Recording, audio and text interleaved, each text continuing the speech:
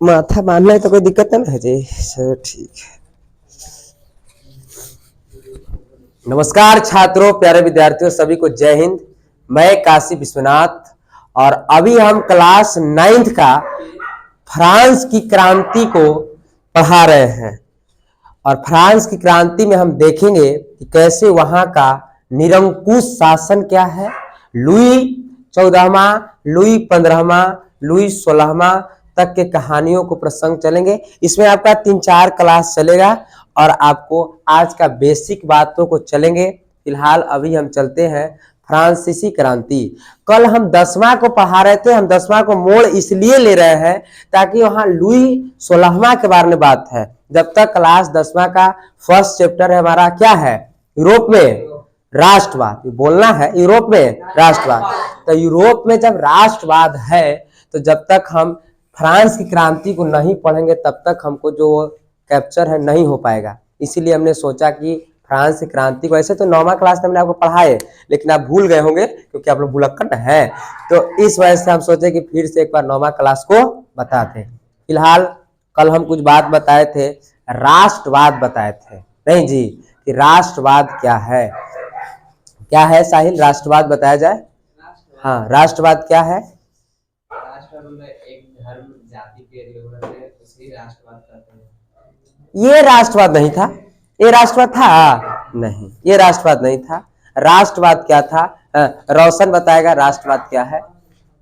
राष्ट्रवाद वह विचारधारा है, हाँ, जिसमें एक भौगोलिक क्षेत्र के लोग एकता बनाकर रहते हैं।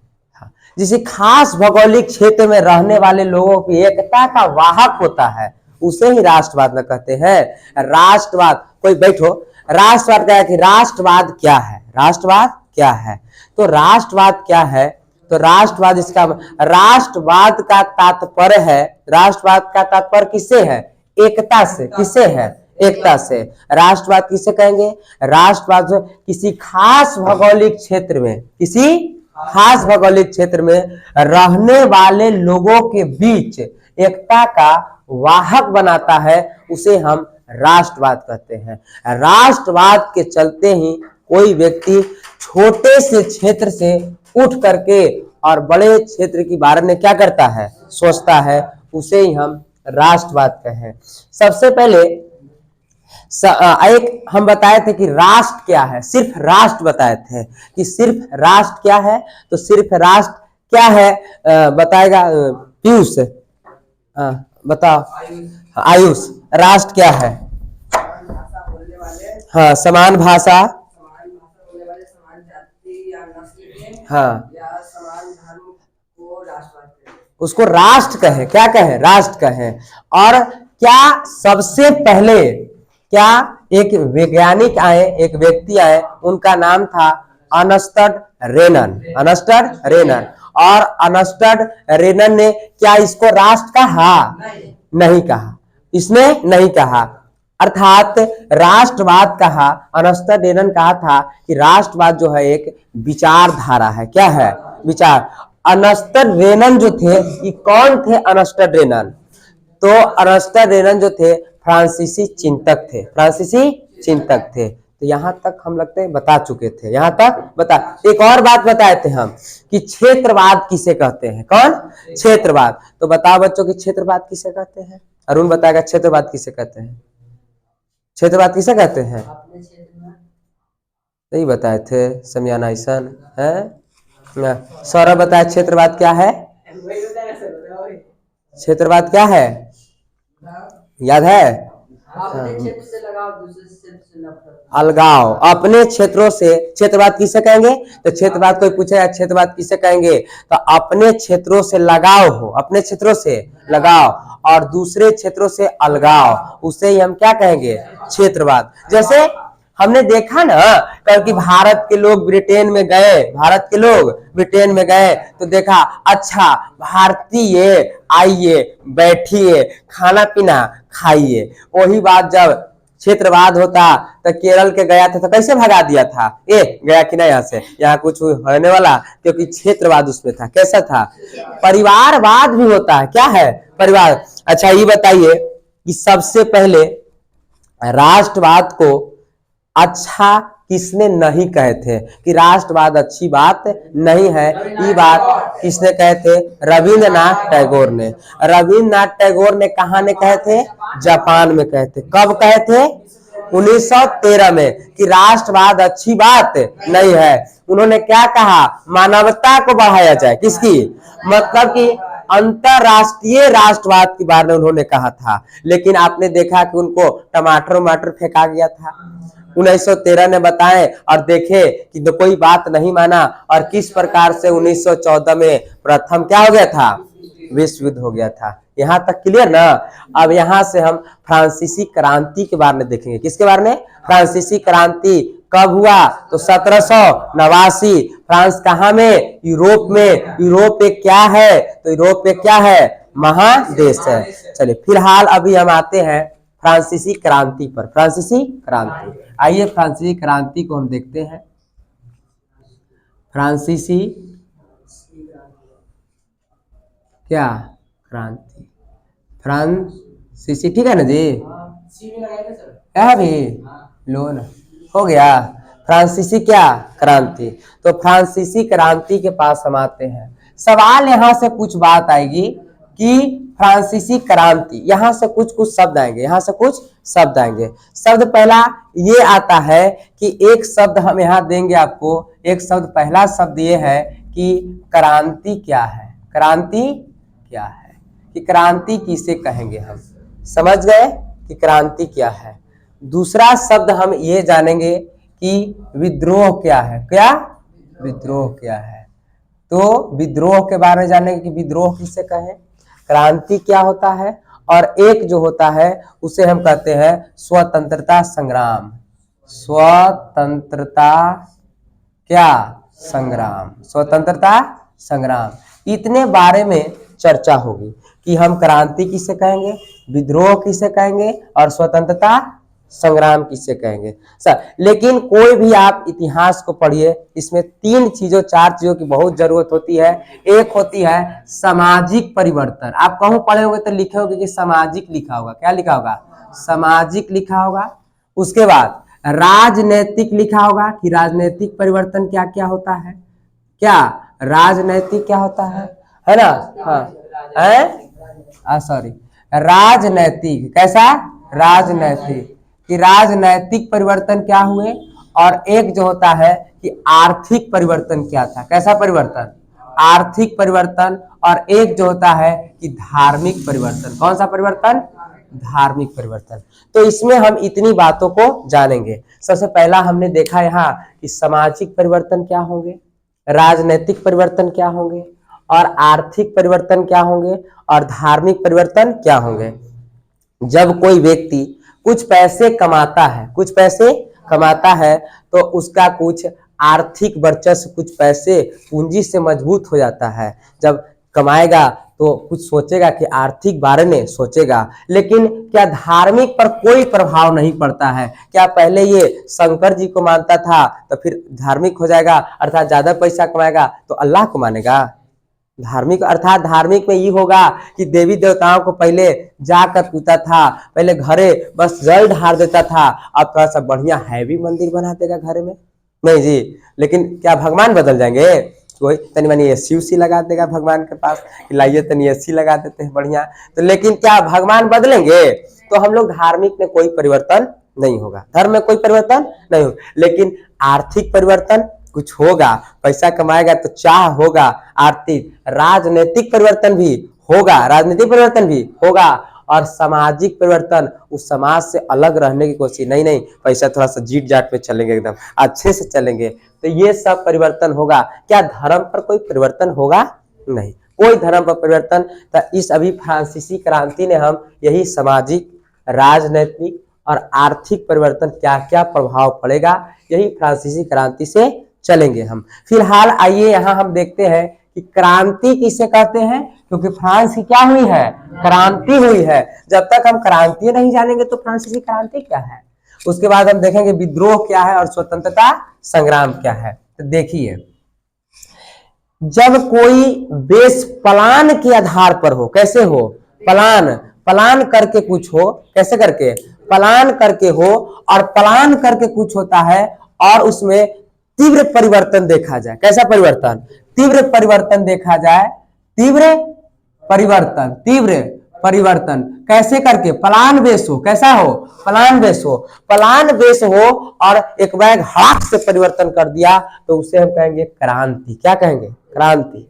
सर विद्रोह क्या है, तब विद्रोह जो ये है कि विद्रोह में कोई भी प्लान नहीं होता है, कोई भी प्लान नहीं। जैसे 1857 की विद्रोह हुआ, 1857 का विद्रोह, क्या पहले से प्लानिंग था, कोई पहले से प्लान न था, एक के तुरी एकदम क्या हुआ, विद्रोह हुआ और कुछ परिवर्तन हुआ, कुछ परिवर्तन हुआ, परिवर्तन हुआ ना, कि परिवर्तन ये हुआ था 1857 की क्रांति में, परिवर्तन ये हुआ था कि भारत के गवर्नर जनरल को वायसराय बना दिया गया था। नहीं जी, कुछ कुछ अंग्रेजी, कुछ कुछ अंग्रेज कुछ सहमे थे। क्या 1857 के विद्रोह में क्या वीर कुंवर सिंह, रानी लक्ष्मीबाई ये सब प्लान की थी? नहीं, एक बैग, कैसे, एक बैग। तो ये हुआ विद्रोह, क्या हुआ, विद्रोह। तो हमको लगता है क्रांति समझ रहे हैं, विद्रोह भी समझ रहे हैं। उसके बाद स्वतंत्रता संग्राम, स्वतंत्रता संग्राम, स्वतंत्रता संग्राम क्या है, तो स्वतंत्रता संग्राम मतलब ये होता है, स्वतंत्रता संग्राम मतलब ये होता है कि इसमें प्लान हो, प्लान बेस हो, प्लान बेस हो, लेकिन धीरे धीरे परिवर्तन हो। कैसे, धीरे धीरे। जैसे अपना जो भारत की जो स्वतंत्रता मिली तो क्या एक तुरी, धीरे धीरे, कैसे, धीरे धीरे परिवर्तन हुआ, तो इसको हम कहें स्वतंत्रता संग्राम। हमको लगता है कि तीन बात में दिक्कत नहीं है, नहीं ना। तो वंस मोर एक बार से देखिए, आइए हम सबसे पहले आएंगे क्रांति। कैसा, क्रांति। प्लान बेस हो, प्लान बेस हो, और प्लान बेस हो और तीव्र परिवर्तन हो जाए। कैसे हो जाए, तीव्र।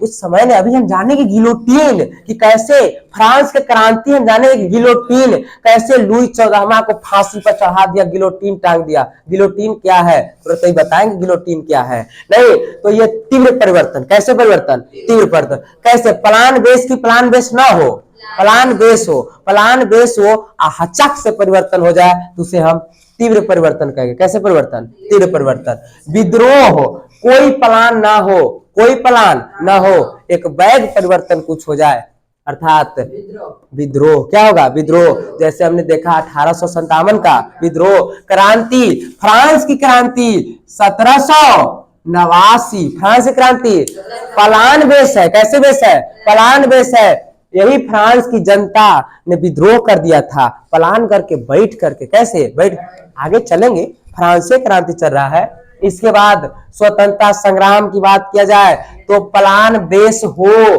कुछ प्लानिंग हो, लेकिन परिवर्तन कैसे दिखाई दे, धीरे धीरे धीरे धीरे, तो उसे हम कहेंगे स्वतंत्रता क्या, संग्राम। जैसे भारत की स्वतंत्रता मिली, क्या तुरंत, धीरे धीरे। यहां तक क्लियर है। तो ये तीन शब्द जहां आपको मिलेगा तो समझ जाना है कि इसका मतलब क्या है, ये है। यहाँ हम अब जानेंगे कि फ्रांस की क्रांति में क्या कारण था, क्या कारण था। तो आइए हम फ्रांस की क्रांति में देखेंगे कि क्या क्या कारण था। तो आइए सबसे पहले हम देखेंगे कि फ्रांस की क्रांति में कारण क्या थे, क्या था कारण, कारण क्या था। दूसरी बात थी, तीन बात, दूसरी बात है कि इसकी शुरुआत कब हुई, क्या हुई, इसकी शुरुआत कब हुई, क्या शुरुआत, इसका क्या कारण था, इसकी शुरुआत कब हुई, इसकी शुरुआत कब हुई। तीसरा बातों को हम जानेंगे कि संवैधानिक राजतंत्र, कैसा राजतंत्र, संवैधानिक, संवैधानिक कैसा तंत्र, राजतंत्र, संवैधानिक राजतंत्र। इस सब के बारे में हम बताएंगे, इस सब के बारे में बताएंगे, तब ये सब आपको किताब में लिखल होगा, आप किताब को मिलाइए, एनसीईआरटी को मिलाइए कि कारण क्या था, शुरुआत क्या है, संवैधानिक राजतंत्र क्या है, और उसके बाद हम आपको बताएं कि क्रांति के प्रभाव, क्रांति के प्रभाव, कि क्रांति के प्रभाव, क्रांति के प्रभाव, क्रांति के प्रभाव में, क्रांति के प्रभाव में दास पर क्या प्रभाव पड़ा, किस पर, दास मतलब गुलाम जो थे, क्या थे, गुलाम, दास पर क्या प्रभाव पड़ा। इसके बाद महिला पर क्या प्रभाव पड़ा, किस पर, महिला पर क्या प्रभाव पड़ा, और उसके बाद जन साधारण वर्ग, जन साधारण वर्ग, जन साधारण वर्ग, इस सब पर क्या प्रभाव पड़ा। इतनी बातों को हम जाने के कारण क्या है, और शुरुआत क्या बात हुई, संवैधानिक राजतंत्र क्या हुआ, और क्रांति के प्रभाव कैसे कैसे पड़ा। आइए पहले इसको देखते हैं कि कारण क्या था, क्या कारण है। तो कारण ये था कि निरंकुश राजतंत्र, निरंकुश क्या राजतंत्र। तो कारण के बारे में हम आगे पढ़ेंगे। तो फिलहाल इसमें निरंकुश क्या राजतंत्र, निरंकुश राजतंत्र स्टेट में बांटा गया था इसको, किसमें, स्टेट ने। धीरे धीरे आगे हम चलेंगे। कारण था कि निरंकुश क्या राजतंत्र, जितना भी टैक्स लिया जा रहा था उस सब लिया जा रहा था जनसाधारण ही वर्ग से। तो क्या क्रांति होगा कि नहीं होगा, होगा। उसके बाद शुरुआत, तो शुरुआत हमने देखा कब होगी, 1789। फ्रांस की क्रांति की शुरुआत कब होगी, 1789। थोड़ा सा बहुत अच्छी बात है, एक सवाल आया कि संवैधानिक राजतंत्र, संवैधानिक राजतंत्र, हम आपको बताएं कि संवैधानिक राजतंत्र मतलब होता था कि वहां का जो राजा होता था, मतलब कहां के, फ्रांस के, वहां के जो राजा होता था फ्रांस के, जो ये राजा जो था, तो सबसे पहले जब जनता विद्रोह किया अर्थात ये क्रांति किया, तो इसने ये नहीं कहा कि राजा के पद को तुरंत हटा दिया जाए। इसने कहा आप राजा रहिए, आप राजा क्या है, रहिए, हमको उससे चिंता नहीं है, लेकिन एक शब्द है कि राजतंत्र, क्या है, राजतंत्र। राजतंत्र के मतलब है कि राजा का बेटा ही, हाँ, राजा का बेटा ही राजा बनेगा, क्या बनेगा, राजा बनेगा। यही राजतंत्र है, यही क्या है, राजतंत्र। अर्थात रानी के कोख से जो बचवा जन्म लेगा वही राजा बनेगा, चाहे वो योग्य हो या अयोग्य हो, है ना। और ये संवैधानिक, और राजा का ही बेटा राजा बनेगा तो क्या है, राजतंत्र है। और एक इसी में आया निरंकुश राजतंत्र, निरंकुश राजतंत्र, कि निरंकुश राजतंत्र की क्या बात है। तो निरंकुश राजतंत्र का मतलब ये हुआ कि इस पर कोई अंकुश लगाने वाला नहीं है। आपको जानकर बहुत ताज्जुब होगा कि लुई जो 14वां था, लुई के माँ 14वां, लुई 10, 15, एक घटा दिए 14, लुई के माँ 14वां, लुई जो 14वां था, आपको जान के ताज्जुब होगा कि 5 बरस के ही था और ये फ्रांस के राजा बन गया था। 5 बरस में ही फ्रांस के राजा बन गया था। कितने वर्ष में, 5 वर्ष में ही फ्रांस का राजा बन गया। 72 वर्ष तक शासन किया। कितने वर्ष तक, अब आप कहिएगा कि सर तब 5 वर्ष में ही शासन बन गया, कितने, सॉरी 5 वर्ष में राजा बन गया, तो ये कैसे करता था। नलायक, ये ठीक है, तुम ही वो कर रहे हैं, सूत रहा है, समझ रहे हैं ना, रात में मोबाइल देखेगा सुतेगा, है ना। तो 5, हाँ, सॉरी, लुई 14वां, और कितने वर्ष में शासन बंद कर दिया था, 5 वर्षों में ही राजा बन गया था। कितने वर्षों ने, 5 वर्ष में राजा बन गया था। और कितने वर्ष तक शासन करता है, 72 वर्ष तक ही शासन करता है। इसकी बात हम चलेंगे, फिलहाल ये अभी दिखा रहे हैं आपको कि हम वहां पहुंच रहे हैं, वहां क्या है, पहुंच रहे हैं। फिलहाल हम निरंकुश राजतंत्र क्या है। तो निरंकुश राजतंत्र का मतलब होता है कि जिसका कोई अंकुश ना हो। आप देखें कि एक बार जब लुई 14वां यही जब था, एक भाई था, दोनों भाई आपस में लड़ गया था। क्या हो गया, लड़ गया, आया क्या दिक्कत है, दोनों भाई क्या है, लड़ गया, आपस में लड़ गया है, कोई बात तो छोड़ दो, जाने दो, लड़ गया तो लड़ गया, ठीक ना। उसके बाद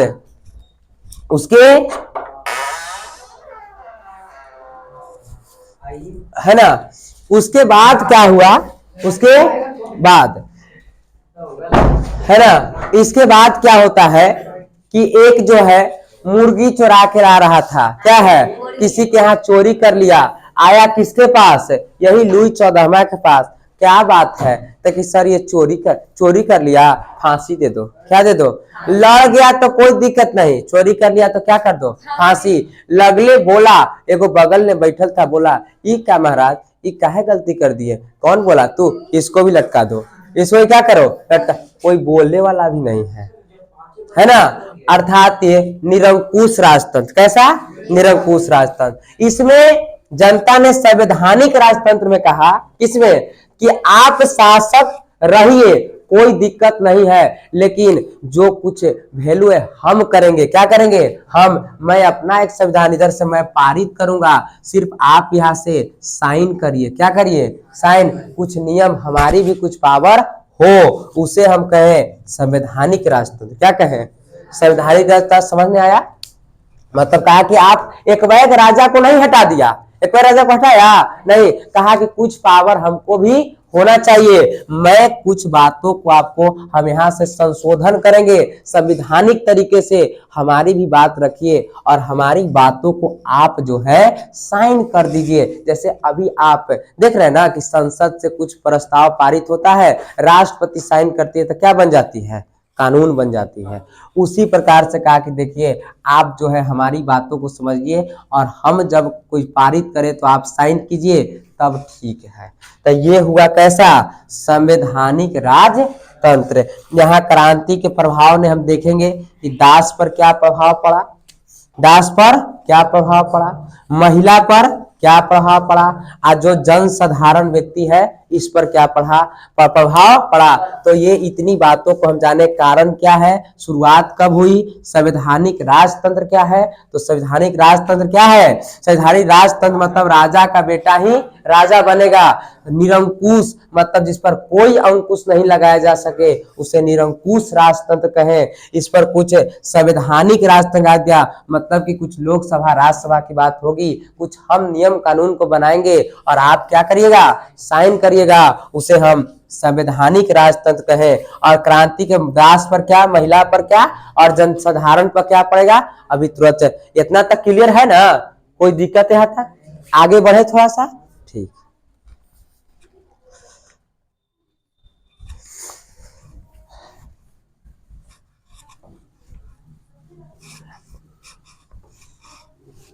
ऐसा हिल बोल ना रहा है, कुछ नहीं। अब याद ना आया है जो, तो हम क्या करें उसको, एहू मिटा देते हैं। अब यहां से हम देखेंगे कि क्रांति के कारण क्या थे। किसके कारण?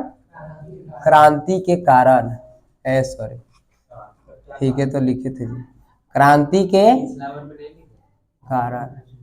क्रांति के कारण छोड़ो ना, तनी मनी मिस्टेक उससे होते रहता है, बड़े बड़े सर में छोटी छोटी बात होते रहते हैं। नहीं तो क्रांति देखो क्या है ना कि पूरा ध्यान रहता है इधर समझाने पर, तब तक इधर जो ईपी इधर ये माइंडवा जो है ये कहता ए ना लायक इधर घुमाओ, तब तक इधर घूम रहा है, हाथ बोल रहा है इधर, ध्यान है इधर। कभी कभी आप देखते हैं कि सड़क जाता है, नहीं सड़क जाता है, खाना खा रहे क्या हो गया? सड़क गया। तो सड़क गया इसका मतलब कि आपका ध्यान कहीं और। तो झूठो मूठो सब कहता है कि क्या करे, हमको कोई याद नालायक है तो तुमको कोई याद करे वाला कौन है? तो याद कर ला कोई है? कोई याद, तू किसी को याद करा, इसीलिए सड़क गया। क्या हो गया? सड़क गया। समझे? इधर यहाँ पर एक सिस्टम इपिग्लोटिक्स होता है, नहीं जी, इपिग्लोटिक्स। और इपिग्लोटिक्स जो होता है वो जो है कहता है, माइंड से कहता है अब खाना खा रहे यहाँ से और यहाँ जाने का तो एक ही रास्ता है, अब कह रहे पानी और खाना के तो एक ही रास्ता है, और पानी पी रहे हैं वहां अरे कहने भेजे जी, आप तो इधर किसी को याद करा, ओहो कितना अच्छा था जी, बहुत अच्छा था। तब तक मारे शरीर सब नाक उक में फेंक देता है, पूरा नहीं फेंक देता है। साहिल को एक बार फेंक दिया था, हम देखे थे, छेना खा रहा था ही, फेंक दिया, देखे कोई नहीं था, देखा इधर उधर कोई नहीं, ला उठा लेते हैं। समझ गए? तो ये था। फिलहाल अभी हम क्रांति पाएंगे, किस पर? क्रांति के कारण क्या थे, क्रांति के कारण क्या थे। तो देखिए क्रांति के सबसे पहला हम जानेंगे सामाजिक कारण। कौन सा कारण? सामाजिक कारण। सामाजिक कारण कि क्रांति के कौन कौन से कारण है। तो पहला हम जानेंगे कौन सा कारण? सामाजिक कारण, है ना। दूसरा हम कारण जानेंगे तो राजनैतिक कारण। कैसा कारण? राजनैतिक कारण, राजनैतिक कारण, राजनैतिक कारण। तीसरा हम जानेंगे तो तीसरा जानेंगे दार्शनिक कारण। कौन सा कारण? दार्शनिक कारण, दार्शनिक कारण। और चौथी बात को हम जानेंगे तो चौथा जानेंगे आर्थिक कारण। कौन सा कारण? आर्थिक कारण। हाँ, सैनिक कारण, सैनिक उसको भी देख लेंगे पीछे से। फिलहाल अभी इतना पर हम चलेंगे कि सामाजिक कारण क्या है, राजनैतिक कारण क्या है, और दार्शनिक कारण क्या है, और आर्थिक कारण क्या है। देखिए थोड़ा सा चर्चा कर दें कि समाज के लोगों पर क्या क्या प्रभाव पड़ा। उसके बाद राजनीतिक कारण, कैसे कैसे राजनीति, कैसे शासन हुआ, तो उसको क्या कहें हम? राजनीतिक, कौन शासन कर रहा था। और दार्शनिक, दार्शनिक मतलब होता है कि लोग आएगा, रूसो आएगा। कौन आएगा? रूसो। मॉन्टेक्यू आएगा, रॉबिन्स आएगा, और इस सब ने आया घूमने, तो ये सब क्या कहा, ये सब कुछ पुस्तक लिखेंगे, तो उसको हम कहें दार्शनिक कारण। आर्थिक कारण क्या था, तो क्या तकलीफें हो गई, क्या कुछ दिक्कत हुई कि आर्थिक कारण हो गए। कैसे कारण? आर्थिक कारण। चलिए अब हम सामाजिक कारण को तोड़ते हैं। किसको? सामाजिक कारण को तोड़ते हैं। तो देखिए सामाजिक कारण में, किस कारण में? सामाजिक कारण में। तो सामाजिक कारण के पास चलते हैं। यहाँ दिखाई देता है क्या? यहाँ ठीक है जी। सामाजिक कारण में चलते हैं, है ना। तो सामाजिक कारण की बात किया जाए तो सामाजिक कारण में हमारा जो समाज था, कौन? समाज और जोड़ क्या था, तो समाज और संस्था थी। क्या थी? थी। समाज और क्या थी? संस्था थी। तो सामाजिक कारण में समाज और संस्था, समाज और संस्था कि कौन कौन से समाज है, कौन कौन से क्या है, संस्था है। समाज जो हमारा था, यही क्रांति में ये स्टेट में बटा था। किसमें बटा था? स्टेट में बटा था। किसमें? स्टेट में बटा था। किसे बटा था? स्टेट में। और जितना जो इस संस्था का पावर था, सत्ता का पावर, इसी सब स्टेट के पास था। किसके पास था? स्टेट। सब पावर जो सत्ता का था इसी के पार था। 1700 क्या? अब प्राचीन, यही जो 1789 से तक, 1789 तक प्राचीन, कैसे? प्राचीन 1789 तक प्राचीन राजतंत्र था। कैसा था? प्राचीन राजतंत्र। और इसी के अंतर्गत ये सब बटा हुआ था।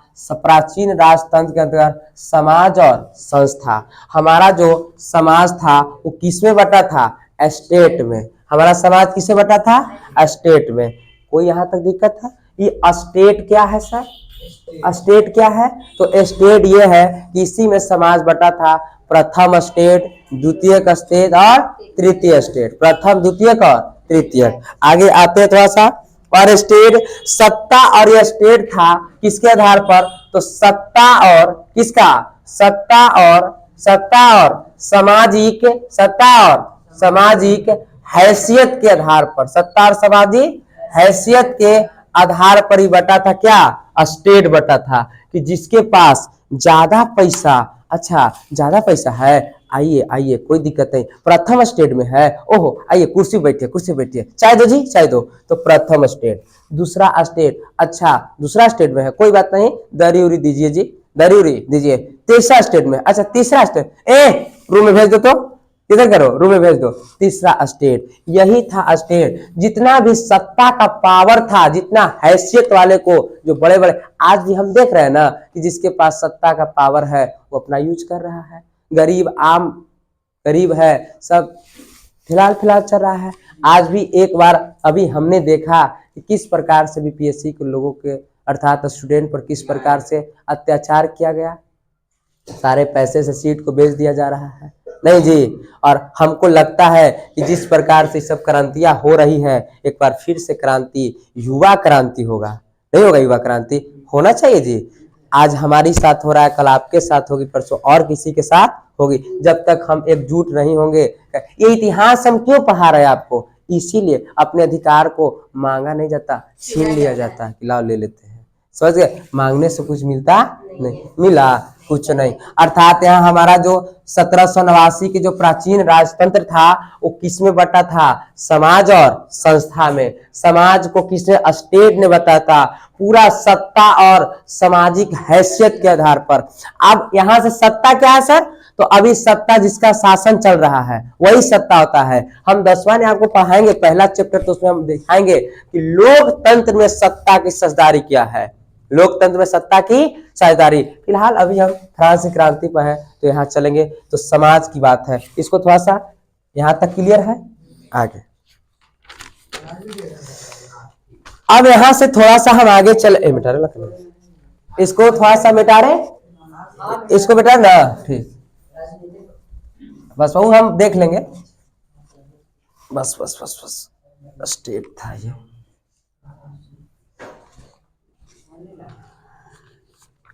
अब यहां से आइए, यहां से हम देखेंगे कि फ्रांस के समाज, फ्रांस के समाज, फ्रांस के समाज, फ्रांस के समाज, फ्रांस के आइए समाज को, फ्रांस के समाज को अभी हमने देखा कि फ्रांस के समाज को किसमें बांटा था, स्टेट में। किसमें, मैटर क्या थी, स्टेट में।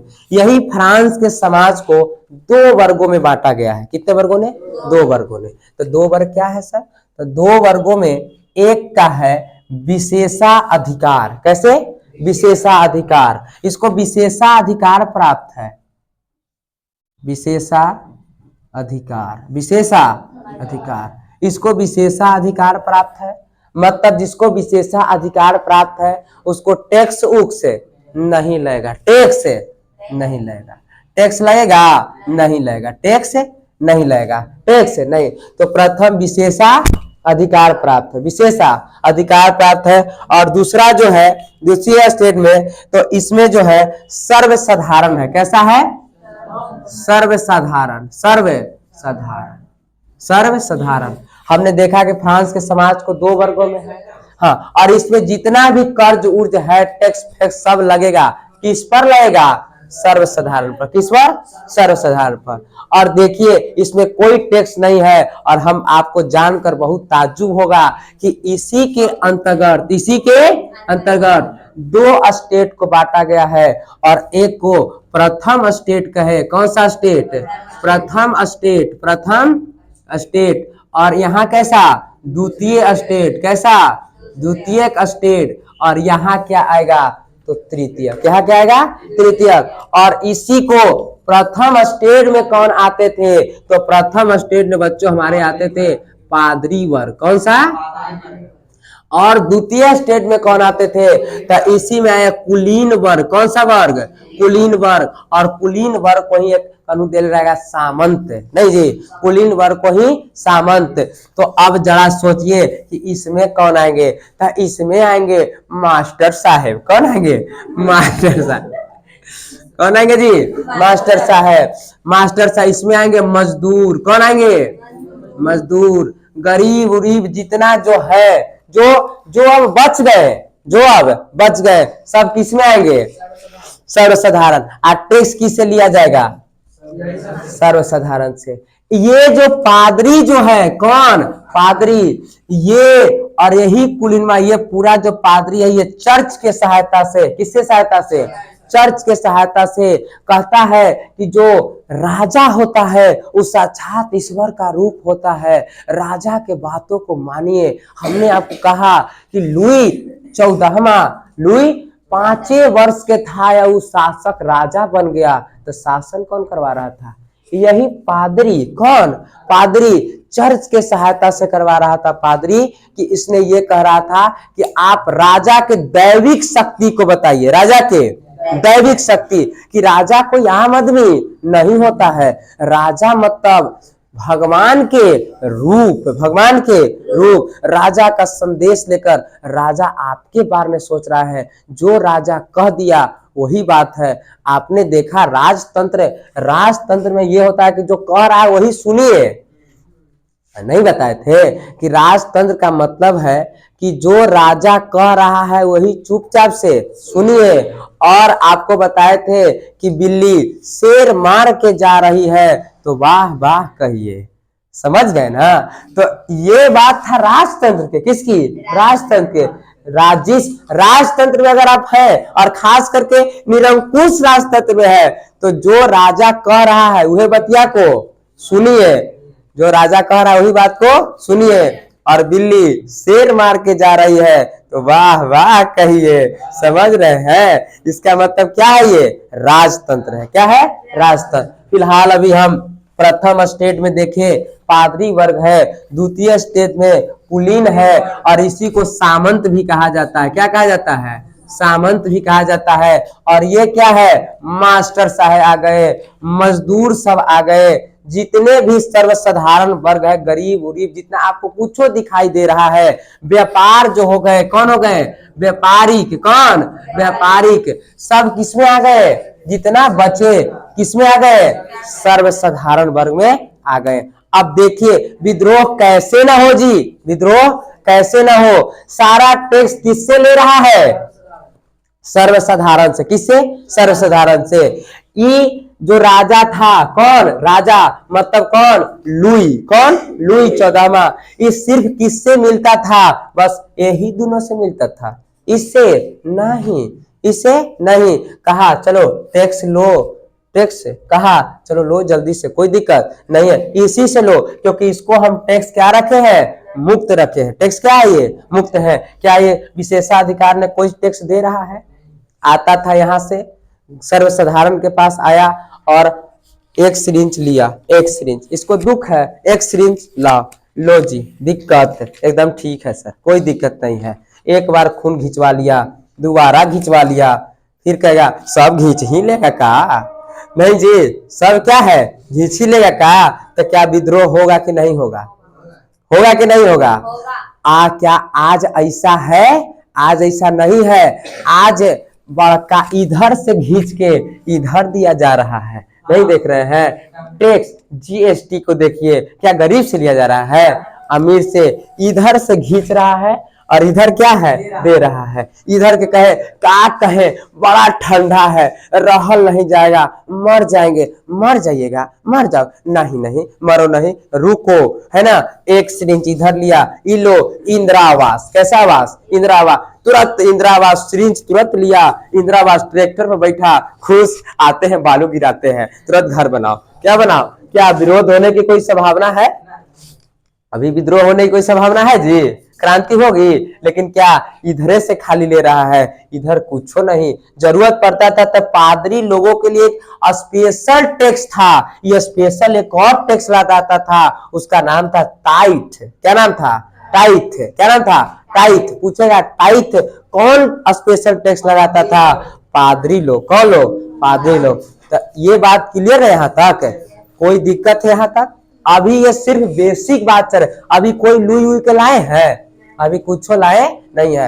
आगे अभी तुरंत आगे बढ़ते हैं और इसने हम जाने कि फ्रांस के समाज, फ्रांस के समाज, फ्रांस के समाज यहाँ से कितने भाग में है, तो एक को प्राप्त है विशेषाधिकार और दूसरा में किसमें है, सर्वसाधारण। हमने देखा कि विशेषाधिकार ने प्रथम स्टेट और द्वितीय स्टेट आए, मतलब पादरी वर्ग और कौन, कुलीन, या इसी को सामंत कहें, और इसको सर्वसाधारण, सर्वसाधारण इसमें जितने भी है, हाँ मास्टर साहब इधरे रहिए, मजदूर इधरे रहिए, ये सब क्या है, इधरे रहिए। आगे देखेंगे और देखिए यहां से अब हम चलेंगे राजनीतिक, दूसरा बताए थे ही राजनीतिक। तो आगे इसको हम यहां तक क्लियर है, इसको मिटा रहे ना, चलिए ठीक, बहुत अच्छी बात। तो ठीक लग रहा है जी, क्या ये कहानी सिर्फ है, क्या है कहानी, और ऐसे हम ये बता दिए। अब आप किताब पढ़िएगा, हूबहू मिलेगा, मिल रहा होगा, हूबहू मिलेगा। अब आइए थोड़ा सा राजनीतिक कारण जानेंगे। कैसा कारण, राजनीतिक कारण, कि राजनीतिक कारण क्या है। राजनैतिक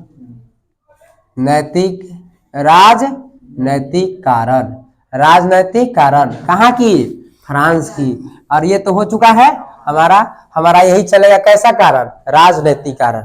राजनैतिक कारण में जो है, अच्छा एक सवाल पूछता है बार बार कि फ्रांस में किस वंश का शासक था, तो बुर्बो वंश की। ये सब किसकी बात होगी? बुर्बो वंश की। फ्रांस में किस वंश की शासक था?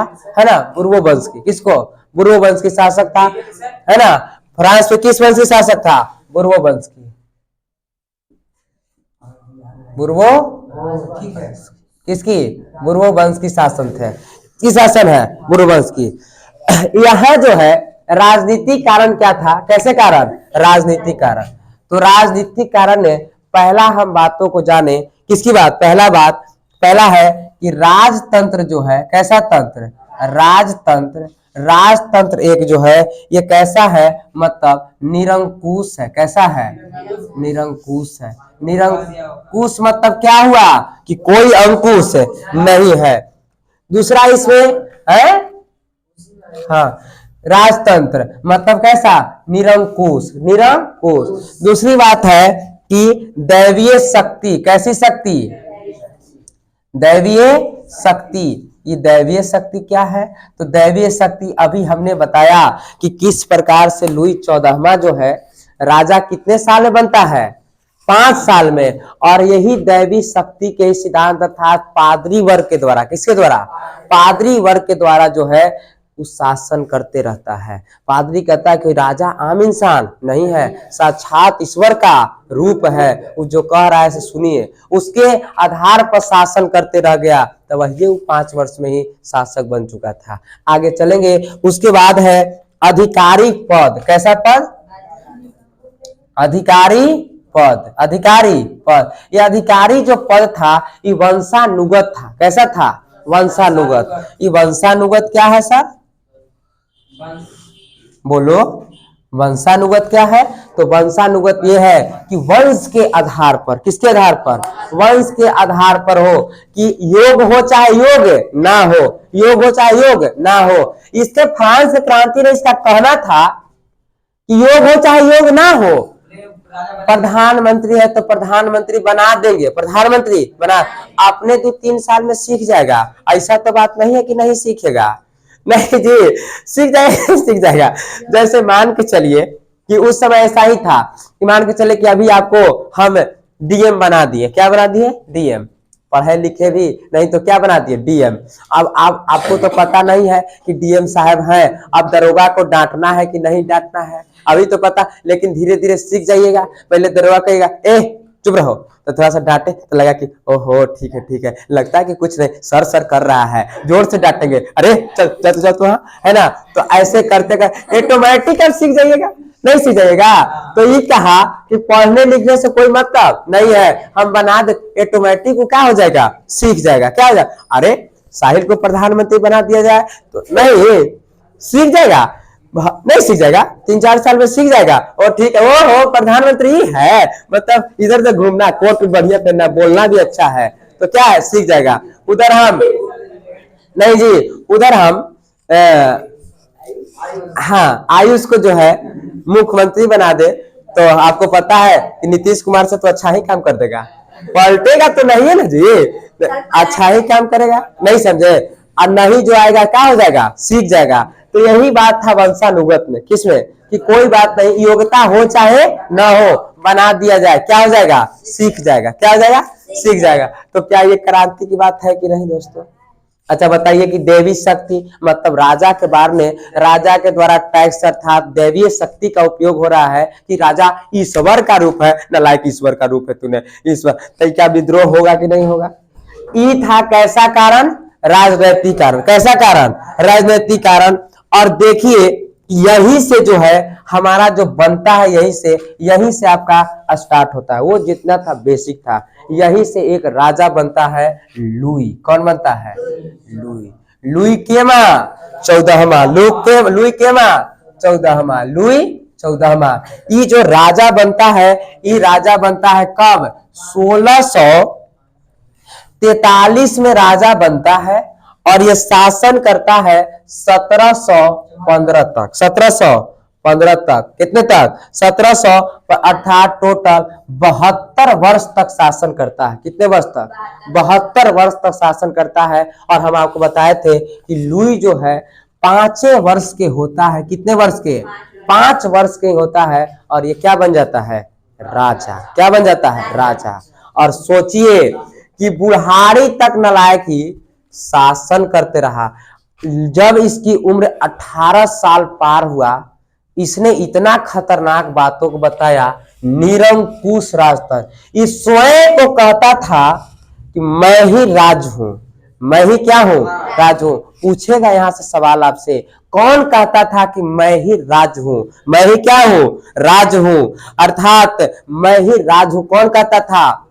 लुई 14वां कहता था। लुई क्या कहता था?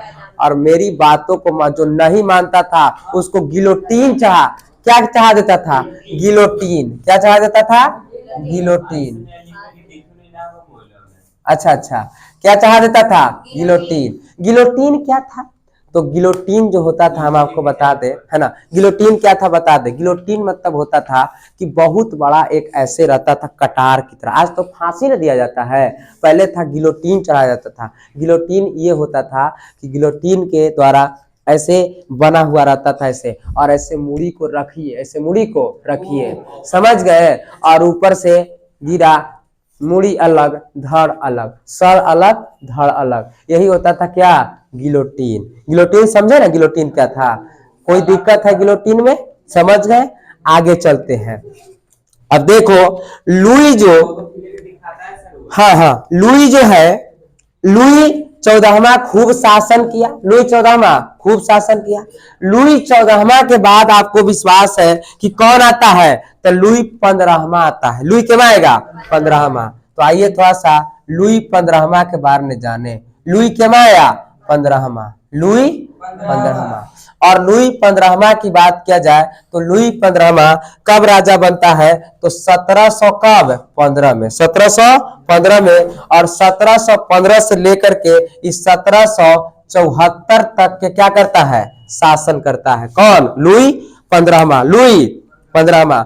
अब लुई 15वां के बातों से आप जानिए कि लुई 15वां जो है क्या किया इसने, कि इसका अमेरिका के उपनिवेश थे। किसके? अमेरिका। यहां चले थोड़ा सा, अमेरिका था, क्या था? अमेरिका। अमेरिका के 13 गो उपनिवेश पर, है ना, इंग्लैंड के, किसका? इंग्लैंड का शासन था। किसका? इंग्लैंड का। अमेरिका पर। किस पर? अमेरिका पर। यहां पर कुछ फ्रांस था। कौन था? फ्रांस था। और फ्रांस की बात किया जाए तो फ्रांस था। और कुछ पर किसका शासक था? फ्रांस का। ये लुई जो 15वां था, इसने सोचा कि हम भी जो है इस पर उपनिवेश पर क्या कर ले? कब्जा कर ले। क्या कर ले? कब्जा। मेरा कब्जा हो जाए। किसका कब्जा हो जाए? मेरा कब्जा हो जाए। और इसीलिए आपको पता है कि यही फ्रांस लुई 15वां और यही इंग्लैंड के बीच युद्ध हुआ। क्या हुआ? युद्ध। अर्थात फ्रांस और किसके बीच युद्ध हुआ है? इंग्लैंड का बीच। और इसी को हम सप्तवर्षीय युद्ध कहते हैं। किसके? सप्तवर्षीय। आपको सप्तवर्षीय पता चला? अर्थात सप्तवर्षीय युद्ध की बात किया जाए तो 1700 कब? 56 से, 1756 से कहां तक? 7 साल जोड़ दीजिए तो कितना होगा? 1756 से लेकर के 1763 ना जी, कितने? 63। 1756 से 63 तक कैसा युद्ध चला? सप्तवर्षीय। कैसा युद्ध चला? सप्तवर्षीय। देखे ना किसके लिए? और सप्तवर्षीय युद्ध चला। आपको जानकर बड़ा ताज्जुब होगा कि 7 साल तक सप्तवर्षीय युद्ध चला, लेकिन इसमें बुरी तरह से किसकी हार हो जाती है? तो फ्रांस की हार हो जाती है। बेचारा लुई 15वां हार जाता है। क्या हो गया? हार गया। कौन हार गया? लुई 15वां। लुई 15वां जब हार जाता है और इसका कर्जा हो जाता है। क्या हो जाता है? कर्ज हो जाता है। इसका कर्ज जो हो जाता है दोस्त, इसका कर्ज 2 अरब लिब्रे। 2 अरब लिब्रे। समझ गए? कितने अरब लिब्रे की कर्जा हो गई? तो इधर कुछ हुआ नहीं, लड़ा, बेचारा क्या हो गया? हार गया। कितने अरब लिब्रे का कर्ज हो चुके हैं? 2 अरब लिब्रे का कर्ज हो चुके हैं। इधर क्या जरूरत था इसको इधर टांग फैलावे से? कोई जरूरत था जी? चुपचाप से चल रहा था ठीक नीति। इधर क्या हो गया? कर्जा हो गया। कितने अरब लिब्रे का? 2 अरब लिब्रे का। कोई दिक्कत यहां तक? आगे थोड़ा सा बढ़े। अब देखो लुई 15वां के बाद, लुई 15वां के बाद शासक अगला कौन बनेगा? जरा सोचिए आप तो लुई 15वां के बाद जो शासक बनेगा वो बनेगा लुई 16वां। लुई 16वां है ना। हाँ हाँ हाँ, मेरी अंतरी इसकी पत्नी है। देखो यहीं से तो इंटरेस्ट होगा, यहीं से तो 10 अरब लिब्रे का क्या हो जाएगा, कर्जा। अब देखो फिर मीटिंग होगा नहीं, है ना, खर्चीली मैडम इसको कहा जाएगा नहीं जी। और यहाँ से देखिए अब जो हमारा यहाँ का फ्रांस का नया राजा बना है, कौन बना है, लुई। लुई क्या बना, 16वां। लुई 16वां राजा बना है। और ये कब राजा बनेगा, तो ये बनेगा राजा 1774। 1774 से लेकर के और ये चलेगा 1792 तक। 1792 तक। कौन 1774 से 92 तक चलेगा, लुई 16वां। लुई। बड़ा अभाग की बात है जी, बड़ा अभाग की बात है कि एक तो बेचारा के ऊपर कितना अरब लिब्रे का कर्जा है, 2 अरब लिब्रे। इसका जो ब्याह हुआ, क्या हुआ, ब्याह हुआ इसका ऑस्ट्रिया की राजकुमारी थी। ऑस्ट्रिया की राजकुमारी, और ऑस्ट्रिया की राजकुमारी थी और उसका नाम क्या था जी, मेरी अंतोनियत। ये हमको थोड़ा हमारा जवान फिसल जाता है, ये सब जो है अब प्रभु के दिया गया है तो सब कैसे हो सकता है, समझ गए ना। अब ये सब जैसे मैं काला, सबसे काला नहीं जी, सबसे का बचपन और है कुछ बचपन में मैं सबसे काला। काला कैसे हो गया आपको पता है, काला कैसे हो गया, जब हम जन्म लिए तो हमारी माँ पढ़ने के लिए भेजती थी और वो यहाँ पड़ी तेल रख देती थी चानी पर, और वो तेल हेने से ऐसे चूता था और हेने से ऐसे, और यहाँ आके टपकता था। लो पूरा स्कूल में हमारा बेइज्जती के फालूदा हो जाता था, इज्जत का। हम घर आकर कहते थे यही दिन में ताकि तुमको ज्यादा पता है, तेल रखने से तुम्हारा दिमाग हैवी होगा, आने वाले समय में देखना तुम। ओ पता चल रहा है काले कैसे। अब आप लोग की समय में एकदम CBSE वाली अच्छा से पाउडर लगा, आज के में CBSE वाली एकदम पाउडर लगा रही है। हमारी मम्मी ले जाती थी एकदम कड़कड़ाल धूप में, और कड़कड़ाल धूप में और रख करके पूरा पैर पर रगड़ तेल पूरा काला कर दी, पूरा क्या कर दी, काला। कहीं पाउडर के नसीब नहीं हुआ हमको, कैसे गोर हो जाते जी, होने की सवाल था, क्या दुख कहे हम नहीं समझ गए। थोड़ा सा ये बोरो प्लस की बात सबसे घटिया है। इसके चक्कर में पहले फेयर लवलिया का जो नाम था, फेयर लवली नाम था, उसको हम 7 साल तक लगाए। कितने साल था कि कईयों कहनी मानी गोर हो जाए, लेकिन 7 साल तक लगेला के बाद पता चला कि और काले हो गए। लगाने के लिए छोड़, लगाने के लिए क्या किए, छोड़ दे। जैसे ही हम लगाने के लिए छोड़े, उसने फेयर लवलिया कम नहीं है, उसने अपना नाम बदल दिया, उसने कहते ग्लोबल फेयर लवली हो गया। क्या हो गया, लेकिन इस पर ध्यान देने की जरूरत नहीं है, वो झूठ मूठ है। कैसा है, तो वो लगाए से कोई दिक्कत, खाती करुआ तेल लगाइए, अपनी माँ को बातों को मानिए, नहीं तो माँ ठीक होती है। भले तेल गिरा दी यहाँ से, कोई दिक्कत नहीं था, आज ठीक है, धीरे धीरे हो गया। बस वही बात लुई। आइए हम किसमें आते हैं, लुई 16वां। आप लोग बोरिंग नहीं ना हो रहे हैं, क्लास तो बोरिंग नहीं ना हो रहा है, ये अच्छा नहीं लग रहा है, बिल्कुल किताब नहीं पढ़ रहे, सिर्फ भाषा। आप पढ़िए घर, कितना मजा आएगा, समझे पढ़ने में। अब लुई जो 16वां बनता है, कौन, राजा, कहाँ का, फ्रांस का। और फ्रांस का, और इसका जो कर्जा तो हो चुका है 2 अरब लिब्रे का। 2 अरब लिब्रे का कर्जा कैसे हुआ पता चला, इसने लड़ाई किया किससे, इंग्लैंड से, और इसी को सप्तवर्षीय युद्ध किए। पूछेगा कि सप्तवर्षीय युद्ध किसके किसके बीच हुआ, तो इंग्लैंड एवं फ्रांस के बीच। कब हुआ जी, 1756 से 63 तक हुआ। इसमें किसकी हार हुई, तो लुई फ्रांस की। उस समय राजा कौन था, तो लुई 15वां। लुई कौन, 15वां। कोई दिक्कत है यहाँ तक, समझ गए, आगे चले। और इसकी जो लुई 16वां के जो शादी होती है वो किससे होती है, मेरी आधा न अब कहता जी अंत न, ए छोड़ो ना, मेरी अंतनियत, मेरी अंतनियत के साथ। और इसको खर्च क्या है, लो ठीक है, मेरी अंतर मतलब इसको कहा जाता था खर्चालू मैडम। क्या कहा जाता था, खर्चालू मैडम। बहुत आपको जानकर ताज्जुब होगा, जानकर ताजुब होगा कि एक तो ऊपर से 2 अरब लिब्रे का कर्ज था। ये जब अच्छा ये पूछेगा, सवाल पूछता है कि मेरी अंतोनियो कहाँ की शासका थी, तो ऑस्ट्रिया की राजकुमारी थी। जब इधर से लुई बेचारा 16वां कहता था ये देखो थोड़ा खर्चा कम, खर्चा कहिएगा तभी हम चल जाएंगे। हम मायके के यहाँ बहुत अच्छा से रहते थे, आपको पता है, ऑस्ट्रिया के राजकुमारी हैं हम, जो कह रहे हैं सो सुनिए। बेचारा कुछ नहीं बोलता था, चुप हो गया। करो खर्चा भाई, क्या करो करो। आपको बहुत जानकर ताजुब होगा कि इसका एक पुत्र जन्म लेता है। क्या जन्म लेता है? इसका एक पुत्र जन्म लेता है। और आपको जानकर ताजुब होगा कि ये 60 गो नौकर रखी अपने पुत्र को खिलाने के लिए। कितने नौकर? 60। एगो बेटा जन्म लिया है, एगो बेटा जन्म लिया है।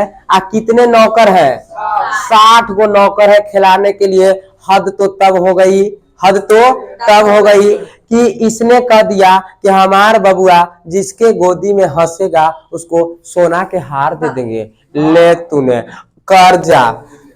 समझ रहे बातों को? कोई दिक्कत? आगे हद ई हो गया, और हद तब हो गया कि जब लुई 16वां ने कहा, लुई 16वां ने कहा कि ये देखो, ये जो लुई जो 16वां है, लुई 16वां के दादा थे। लुई 15वां, समझ, पिता नहीं समझना है, क्या थे? दादा थे। इसने कहा लुई 16वां ने बहुत गलत बात, हमारे दादा को इंग्लैंड हराया है, छोड़ेंगे नहीं, हम छोड़ेंगे नहीं। यही अमेरिका को जाकर के कहता है, अमेरिका को जाकर के कहता है। कौन? हाँ यही अमेरिका को। किसको? अमेरिका को, कि तुम्हारे क्षेत्र में इंग्लैंड के उपनिवेश गलत बात। क्या बात? गलत बात। जाओ तुम मारो उसको। ताकि सर खर्चा ला मत दे रहा हूं, मैं दूंगा। नालायक कहीं का कर्जा है रे। नहीं जी, क्या है? छोड़ो रहा है। 2 अरब लिब्रे कर्ज है। कौन लेगा इससे? कर्ज किससे लिया है? अरे जैसे भारत को घटता है, किससे? अगल बगल देशों से ले रहा है, ये कर्ज हो चुका है। तो अब यहाँ देखो कि ये कहा रहा है, कौन? लुई 16वां मेरे दादा को हराया है, मैं छोड़ूंगा नहीं। अमेरिका को तैनात किया, मारो तुम किसको? इंग्लैंड को। लड़ो, क्या करो? लड़ो। तो कि सर पैसा मैं आपके पास अपने, छोड़ो ना, हम जाए तो जाए, काम होना। प्रतिष्ठा ने प्राण गमाएगा। ये किसने? प्रतिष्ठा ने प्राण गमाएगा। और इसने बाप को बता दे कि इसने लफायते के नेतृत्व में, किसके? एक सेना नायक था, उसका नाम था लफायते। क्या नाम था? लफायते। लफायते के नेतृत्व में इसने सेना भेजा। किसके नेतृत्व में? लफायते। अब सवाल यहां से पूछेगा कि लफायते के नेतृत्व में किसने सेना भेजा?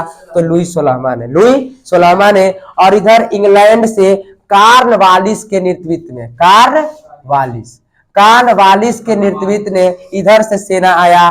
बात ये हुआ कि इधर कार्नवालिस की क्या हो जाती है? हार हो जाती है। कार्नवालिस की हार हो जाती है। अब जो इसका जो खर्चा उर्चा हुआ, युद्ध लड़ने में खर्चा होगा। अब जो कर्जवा था बच्चों 2 अरब लिब्रे, ये बढ़ के हो जाता है कितना अरब लिब्रे? 10 अरब लिब्रे हो जाता है। कितना अरब लिब्रे? 10 अरब लिब्रे हो जाता है।